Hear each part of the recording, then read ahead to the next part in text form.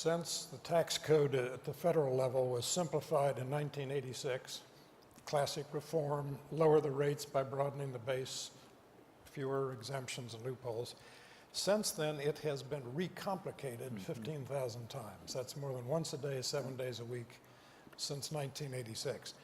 Is there a metabolic urge of some sort in Washington, in our American political system, that makes it impossible to have a tax code that looks as though you designed it on purpose?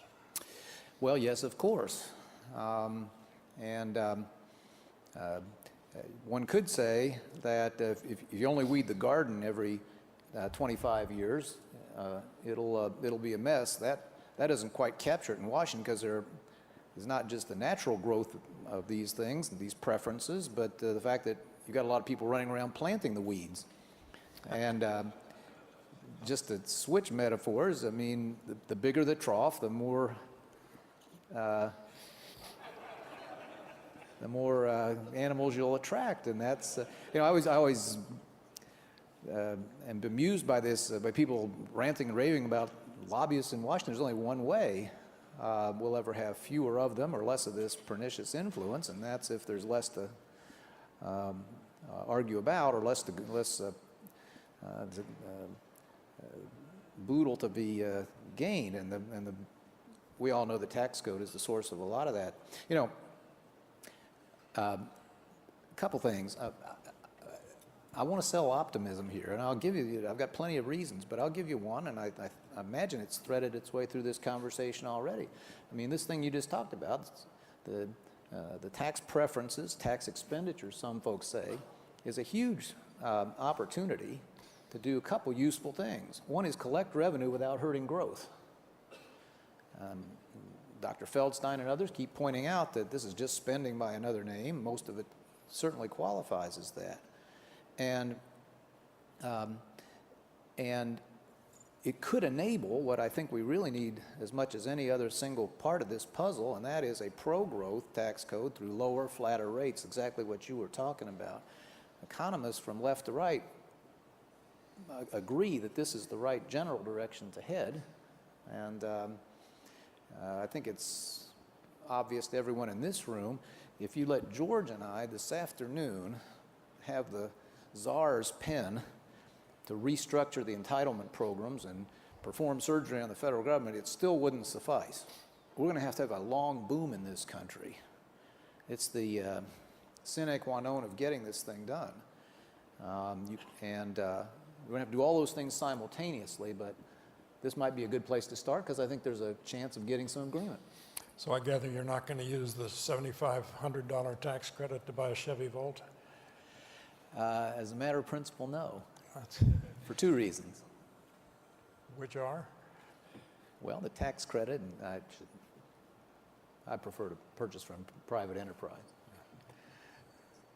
The role of public employees unions at the state level so far, and perhaps someday at the federal level, will become a big topic of argument of their role in causing and their possible role in helping to solve the fiscal problem at the state level. What's been your experience in Indiana? After a lot of reflection on the second day in office, I did discontinue collective bargaining. It had never been statutorily authorized in our state, but had been put in by, as in many places, by executive order. And what I think is important to say about this is that it's only, it was more important in our case for the indirect benefits on spending and our fiscal situation than for anything direct. In fact, just as in the federal government, interestingly, the public employee unions had never really been able to bargain for wages or benefits in Indiana. And it wasn't particularly the source of the bankruptcy that we were wrestling with. Our employees were not extravagantly paid and the benefits were not too far out of line. But the indirect costs, the rigidity it put in the system, the inability to do the most basic things, and we've done 1,000 basic things over the last 6 years, that was really paralyzing. And so the ability to restructure departments, to combine them, to break them up, to consolidate services, to outsource things that the private sector could do better for us and less expensively. And none of these things would have been possible. And finally, I just always want to stress that, yes, it was a very major, indispensable element in our moving from a position of bankruptcy to a position of strong solvency. But it's also a lot about delivering services well. And we can demonstrate, because we measure everything, that services in Indiana are being delivered better than ever, and that's really important, seems to me. It is going to be, I think, very essential to the reforms that have to come, that people take a positive outlook toward those things government should do. I always remind our folks at home that skepticism about big government is very healthy and very American, but contempt for all government is a mistake. And so we have really worked hard to say that within the limited sphere that we believe government ought to occupy, we have a very solemn duty to perform with excellence if we can. And being freed of the collective bargaining rules was absolutely indispensable to that. You can argue, Governor, that democracies only act on difficult problems under the lash of necessity when they have no other choice. Hitler was warned about by Churchill, but they paid no attention until he got to the Channel ports. In 1983, the Greenspan-Moynihan-Dole Commission reformed Social Security because the checks were about 2 weeks from not being able to go out. What kind of lash of necessity will it take? What catalyzing event might cause the American federal political system to act? We can all foresee the kind of catastrophe that could happen. If the markets decide our credit's not good anymore. But we'd all rather not get there, because sometimes those crises lead to 11th hour actions by democracies, but sometimes they lead to something else. They lead to tyranny or some kind of authoritarian answer to a problem that democracy didn't seem able to solve.